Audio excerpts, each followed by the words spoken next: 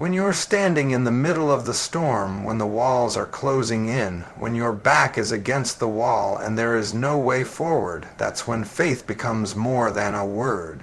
That's when you discover whether you really believe that God will provide a way. Because it's easy to believe when the sun is shining, when the bills are paid, when the people around you clap for your success. But what about the nights when the phone call comes with bad news? What about the days when the job you thought was secure disappears overnight? What about the moment the doctor gives you a diagnosis you didn't see coming, and your knees weaken under the weight of it?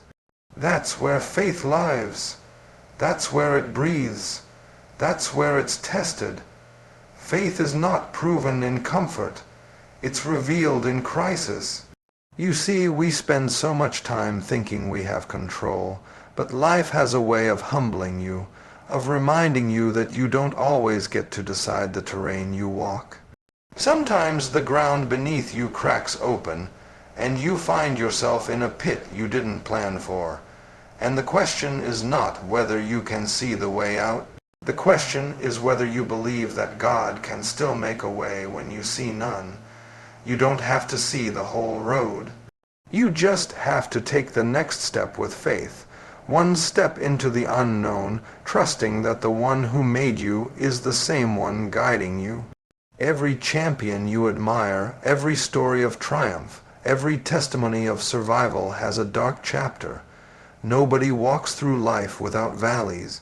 Some of the most powerful moments are born in the shadows, not in the spotlight. You think that the story of your life is ruined because you've hit a wall. But let me tell you, sometimes that wall was put there to redirect you to something greater. Sometimes that wall isn't the end. It's the beginning of a whole new chapter. You can't see it now, but God already wrote it. He already planned it. He already knows the path you can't yet see. And if you keep walking with faith, if you keep showing up even when it hurts, if you keep believing even with tears in your eyes, you will find that God was carving a way through the wilderness all along. Think about it. You've been in situations before where you thought it was over. You've had days where you said, "I don't know how I'm going to make it." Yet you're still here. You survived heartbreaks that you thought would break you. You've endured seasons where the bank account was empty, but somehow you didn't starve. Somehow you still made it to this moment. That's not luck. That's not coincidence. That's provision. That's evidence that God provides a way even when you don't understand how. And if He did it before, He can do it again. But faith is not passive. Faith is active. Faith is choosing to move your feet when fear tells you to sit still. Faith is speaking life into yourself when the world is speaking doubt. Faith is trusting the process even when the process is painful. You see, too many people want the promise without the preparation, the breakthrough without the breaking. But God doesn't work that way. He uses the darkness to refine you, to shape you, to strengthen you for what's coming. And if you let that season grow you instead of destroy you, you'll step into blessings you never imagined. That's the power of believing in the darkest hour. I remember stories of people who had nothing, no connections, no opportunities, no open doors. They stood at the edge of despair, but instead of giving up, they leaned on faith. They took that little bit they had and trusted God to multiply it. And little by little, doors began to open, opportunities began to show up, people began to step into their lives. That's how God works. He doesn't always show you the whole plan. Sometimes He only gives you enough for today. Sometimes He only gives you manna for the moment. And it's up to you to trust that tomorrow He'll provide again. That trust is what separates those who quit from those who overcome. Let me tell you something. Storms don't last forever. They pass. Pain doesn't last forever. It fades. But if you give up in the middle of the storm, you'll never see the rainbow on the other side. If you stop digging in the middle of the fight, you'll never uncover the treasure buried beneath. You've got to endure. You've got to hold on. You've got to remind yourself that even though it looks impossible, even though you feel unqualified, even though you're tired and worn out, God's strength is made perfect in your weakness. That means when you can't go on, He carries you. That means when your resources run dry, His never do. That means when your vision is clouded, His is clear. God will provide a way, and let me be clear, that doesn't mean the way will be easy. That doesn't mean the way will be smooth. Sometimes the way God provides is through lessons you didn't want to learn. Sometimes the way He provides is by closing doors you wanted open. Sometimes the way looks like rejection, but it's actually protection. Sometimes the way looks like delay, but it's actually preparation. You've got to trust that His ways are higher than yours, that His vision sees further than yours. Faith in the darkest hour is believing that the author of your story doesn't make mistakes. There's a reason why people who survive the toughest battles often have the deepest gratitude. They understand something most don't. Every breath is a gift, every opportunity is provision, every open door is grace. They know what it's like to sit in the silence of uncertainty, to wonder if they'll ever get out, and then to walk into the light of a new beginning. That kind of faith doesn't just make you stronger, it makes you unshakable. Because once you've seen God make a way in the impossible, nobody can convince you He won't do it again. You walk different, you talk different, you carry yourself with confidence, not in yourself, but in the one who has never failed you. So if you're in that dark place right now, if you're staring at the ceiling at night wondering how it's all going to work out, I'm here to tell you, don't give up. Don't stop believing. Don't let the weight of today crush the hope of tomorrow. God is not done with you. Your story is not over. The road ahead may look blocked, but God specializes in making a way through the wilderness.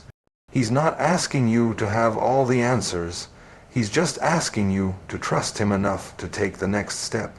And when you do, step by step, moment by moment, day by day, you'll look back and realize the impossible became possible. The closed path became open. The pain became purpose. And you'll know, without a doubt, God provided a way. Everybody wants success. Everybody wants the breakthrough. Everybody wants to say, God provided a way for me.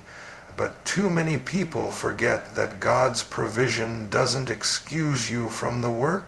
God might open the door, but you've got to walk through it. He might set the table, but you've got to sit down and eat.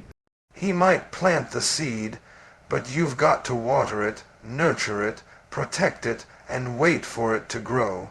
Too often we pray for miracles, but we don't prepare for responsibility. We ask for blessings, but we don't build the discipline to carry them. Understand this. Divine favor is real, but it shines the brightest on those who are willing to work, sacrifice, and grind when no one is watching. There's a principle in life.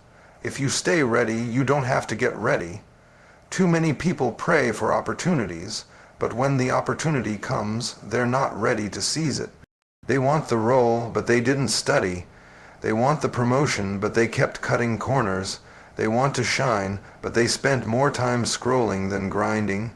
God will provide a way, but you've got to show Him you respect the way by being prepared to walk it. That's discipline. That's sacrifice. That's doing the work in the shadows so that when the spotlight comes, you're ready to stand tall. Let me tell you something, hard work is a form of worship. Every time you give your best, every time you push past excuses, every time you fight the temptation to quit, you're saying, God, I value the gift you gave me. Your talent is a gift from God, but what you do with it is your gift back to Him. Too many people waste their gifts waiting for an easy road. But the truth is, there is no easy road. The path is steep, it's rocky, it's filled with obstacles. That's not a sign that God forgot you. That's a sign that He's building you. He's training you to carry the weight of what's coming. And if you keep showing up, keep working, keep fighting, divine favor will meet your discipline, and doors will open that no man can shut. Think about the farmer. He can pray all day for a harvest, but if he never plants seeds, if he never works the soil, if he never waters the field, nothing will grow. That's how life works. God gives you the land, but you've got to plant. God gives you the vision, but you've got to execute. God gives you the dream, but you've got to wake up early, stay late, and push yourself when you feel like stopping. Favor without work leads to waste, but when favor meets discipline, miracles happen, and here's the part nobody likes to hear. Discipline means sacrifice. It means saying no when everyone else is saying yes. It means late nights, early mornings, missing parties, skipping distractions, and grinding in silence while everyone else is comfortable. Success doesn't happen by accident. Excellence doesn't happen by chance. You have to choose it every single day. You have to be willing to do what others won't so you can live how others can't. And the truth is, when you give God your best effort, when you do all you can with what you've been given, He multiplies it. That's the favor. That's when you look back and say, I don't know how it happened, but somehow it worked out. That's when discipline collides with grace. You see, discipline is what keeps you going when motivation runs out. Motivation is temporary, it's a spark. But discipline is the fire that keeps burning when everything around you says quit. There will be days you don't feel like working, but you have to remind yourself, feelings don't build futures, consistency does. Feelings don't create legacies, commitment does. God provides a way, but you've got to provide the will.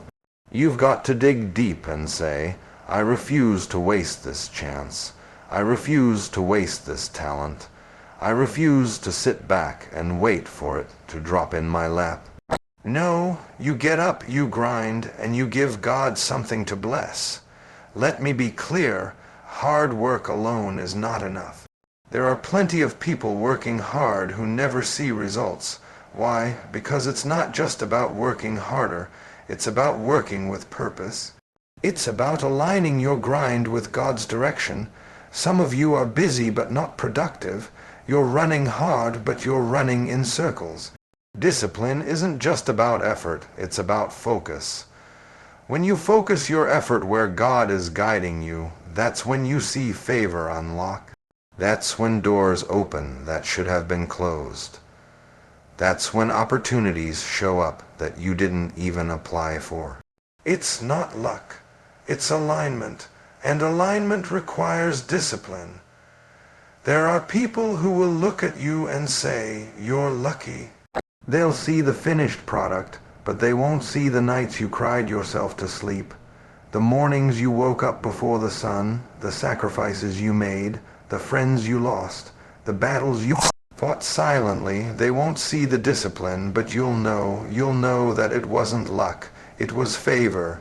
And it wasn't favor alone, it was favor multiplied by faithfulness, because faithfulness is what proves to God that you can be trusted with more. Think about this. When you're faithful in the small things, God trusts you with bigger ones. If you don't take care of what you have now, why would He give you more? If you don't give your best where you are, why would He promote you? Discipline in the little things prepares you for the weight of the big things.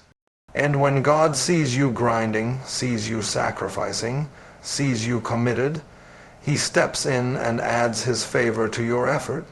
That's when things accelerate. That's when doors swing open. That's when people start saying, I don't know how you did it. And you smile because you know you did your part and God did His. But let me warn you, there will be times when you'll feel invisible. Times when you'll say, does this work even matter? Nobody sees what I'm doing. But don't confuse being unseen with being unvalued. God sees, and He's watching how you handle the hidden seasons. If you can be disciplined when no one's watching, you'll be ready when everyone's watching. If you can be faithful in the dark, you'll shine in the light. Discipline is the test and favor is the reward, so don't give up, don't stop grinding, don't stop showing up. You're not just working for a paycheck. You're not just working for recognition, you're working for purpose. You're preparing yourself for the moment when divine favor collides with your hard work, and when that happens, you won't have to chase success. Success will find you.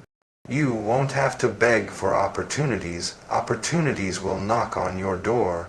You won't have to explain yourself. The fruit of your labor will speak louder than any words ever could. Remember this, talent will get you noticed, but discipline will keep you there. Talent opens the door, but character and consistency make sure you don't get kicked out. And God honors discipline, God honors sacrifice, God honors the grind that nobody applauds. When you give Him your best, He gives you His best. When you combine your discipline with His favor, there is nothing on this earth that can stop you. Mountains move, chains break, ways are made, and you'll stand there one day looking back, knowing without a doubt, God provided the way, but you respected the way enough to work for it. Rejection hurts. There's no way around it. It cuts deep. It makes you question yourself, your worth, your abilities, your dreams. It can feel like the universe slammed the door in your face and left you standing outside in the cold. But let me tell you the truth. Rejection is not the end. Rejection is not failure. Rejection is not a verdict on who you are or what you can become. Rejection is redirection.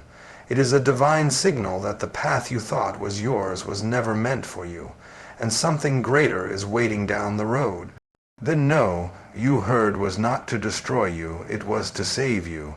It was to protect you from settling for less than what God has planned for you. We live in a world where people think rejection means you're not good enough. You didn't get the job, so you think you're not qualified? The relationship ended, so you think you're unlovable. The door closed, so you think you'll never have another chance. But that's a lie. Sometimes God closes doors because He knows what's behind them will break you.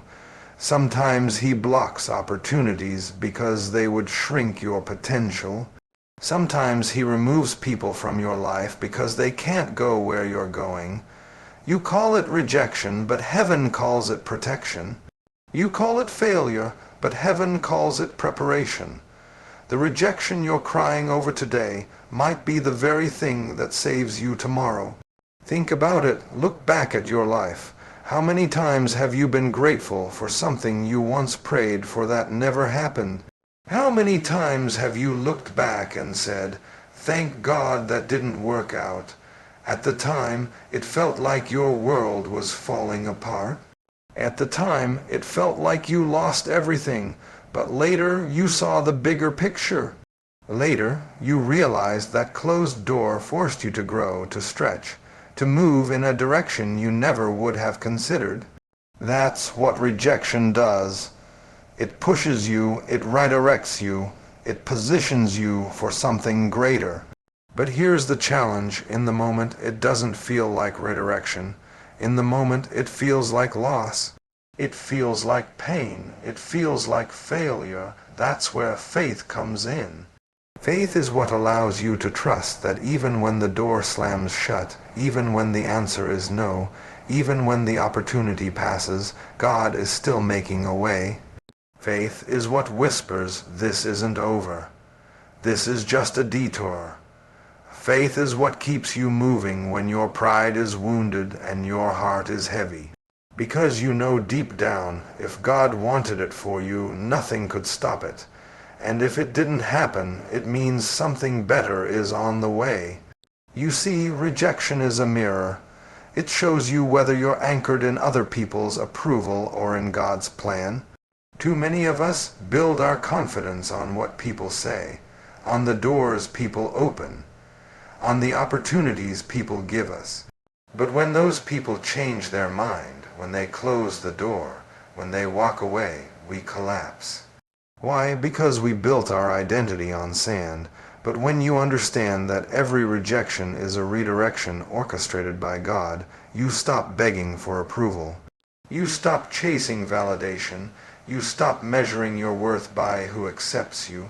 Instead, you walk with the quiet confidence that no man can block what God has ordained. Let me put it to you this way. Some doors are not locked. They're just not your doors. You could bang on them all day, cry in front of them, kick them, and beg them to open, but they're not yours. They were never meant for you, and the longer you stand there wasting time, the longer you delay the path to the door that is yours. That's why rejection hurts so much, because it feels personal.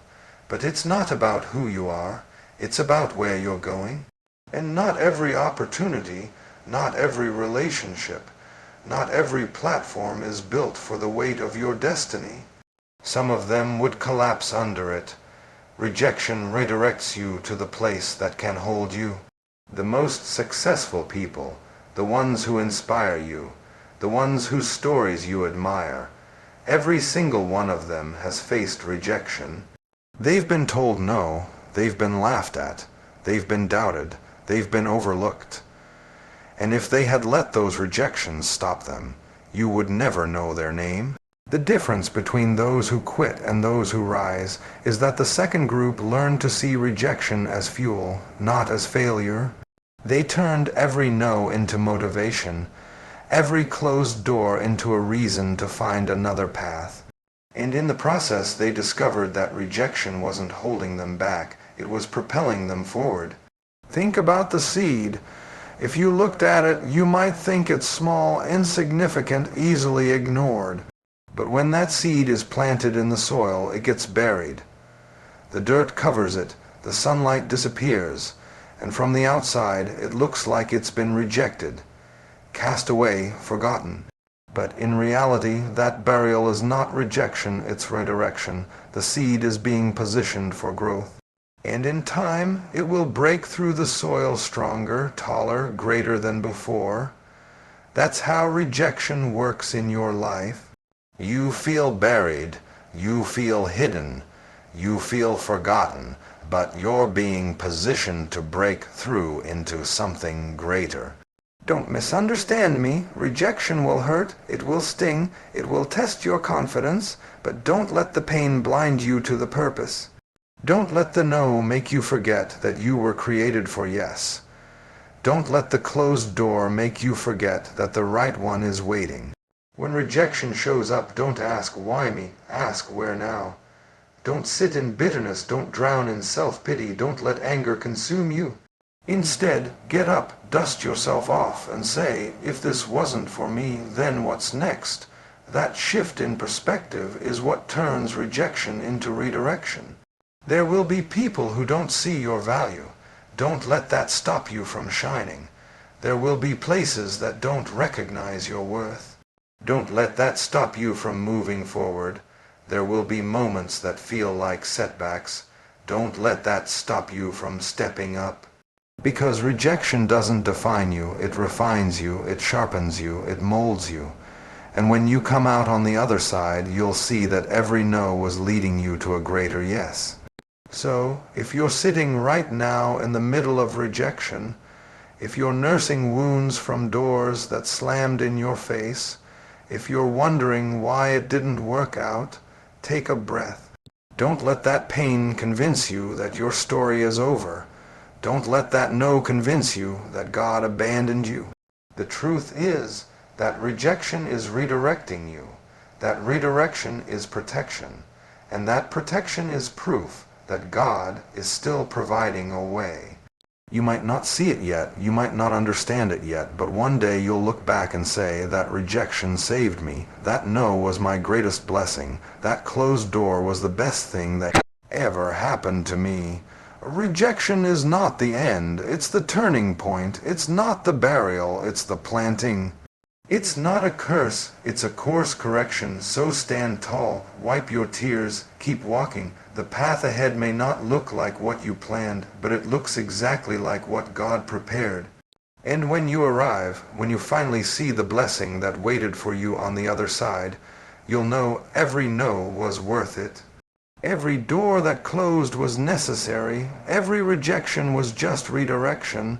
Life is not just about surviving, it's about walking with purpose. It's about waking up every morning knowing you're not here by accident. You're not breathing by mistake, and every step you take has meaning. Too many people drift through life like they're passengers, letting the winds of circumstance push them wherever. But when you understand that God has provided a way for you, when you recognize that you've been spared, protected, guided, and blessed even in the darkest moments, you can't afford to walk aimlessly.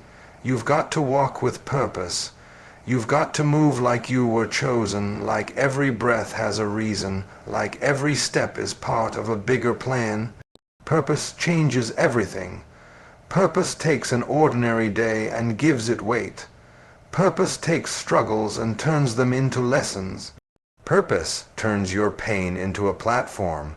The moment you discover that your life is more than just a paycheck, more than just bills, more than just going through the motions, you wake up different.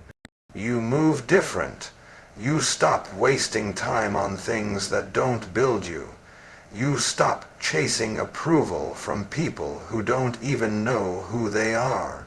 You stop living small because you realize God didn't put you here to shrink. He put you here to shine.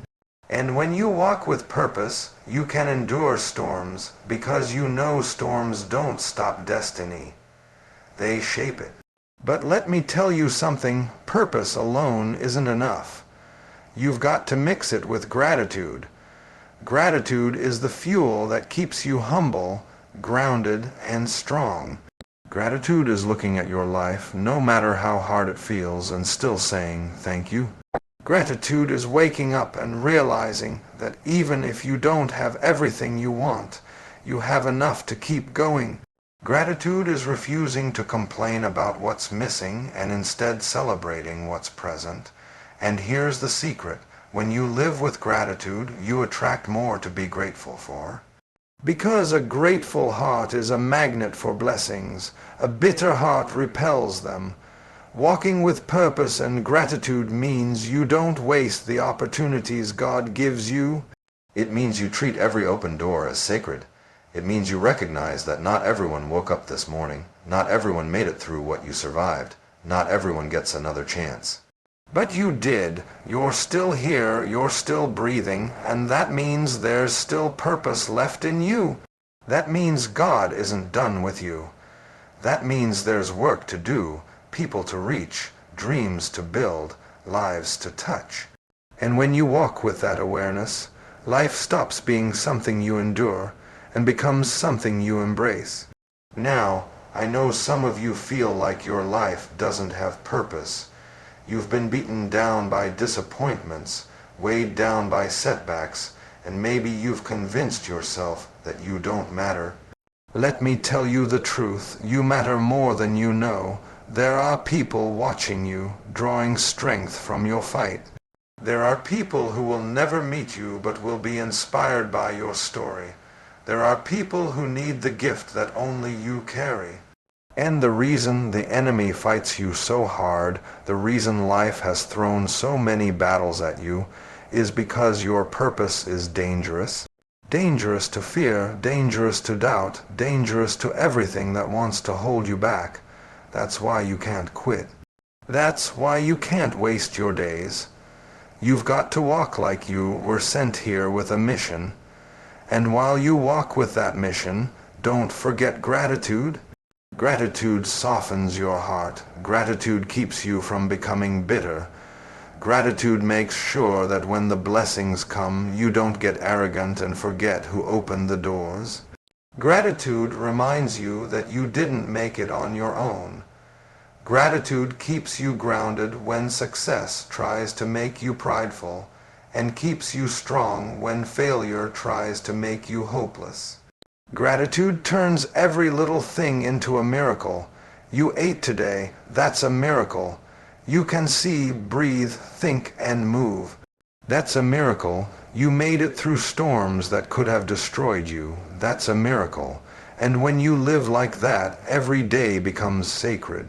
Too often, people think they'll be grateful when they have more money, more success, more recognition. But that's not how it works. Gratitude isn't something you practice once you arrive. It's what gets you there.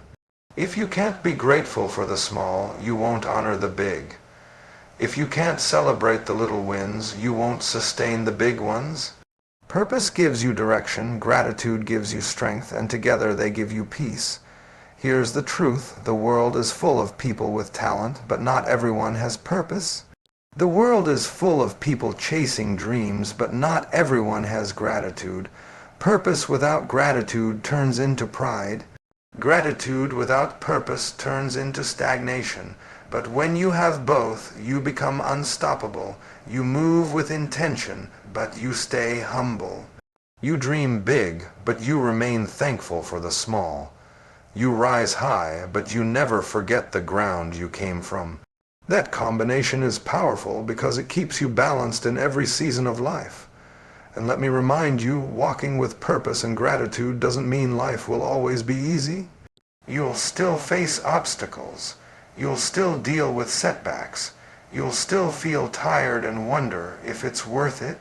But when you have purpose, you'll know why you started. And when you have gratitude, you'll remember how far you've already come. That's what keeps you moving when the weight gets heavy. That's what helps you push forward when your strength is fading. Purpose tells you where you're going. Gratitude reminds you of where you've been. And together, they keep you steady in the middle of the storm. If you want to honor the way God provides, then walk with purpose. Don't waste your gift. Don't waste your days scrolling away hours, gossiping away energy, complaining away potential. Get focused. Ask yourself daily, why am I here? What's my mission today? Maybe your purpose is to lead your family. Maybe it's to create. Maybe it's to teach, to build, to inspire, to serve. Whatever it is, pursue it with passion. And while you chase it, stay grateful. Don't let ambition blind you to the blessings right in front of you. Don't get so hungry for tomorrow that you forget to savor today, because purpose without gratitude will always leave you empty. So as you move forward, carry this truth with you. Every step matters, every choice matters, every moment matters. You're not here to wander. You're here to walk with intention. You're not here to complain. You're here to give thanks. You're not here to survive. You're here to thrive, to impact, to leave a mark. And when you combine your purpose with gratitude, you'll find peace in the process, strength in the struggle, joy in the journey. One day, when you look back on your life, you won't remember every detail of the struggle, but you will remember the purpose that carried you and the gratitude that sustained you. And when people ask how you made it, you'll smile and say, I walked with purpose, I lived with gratitude, and God provided a way.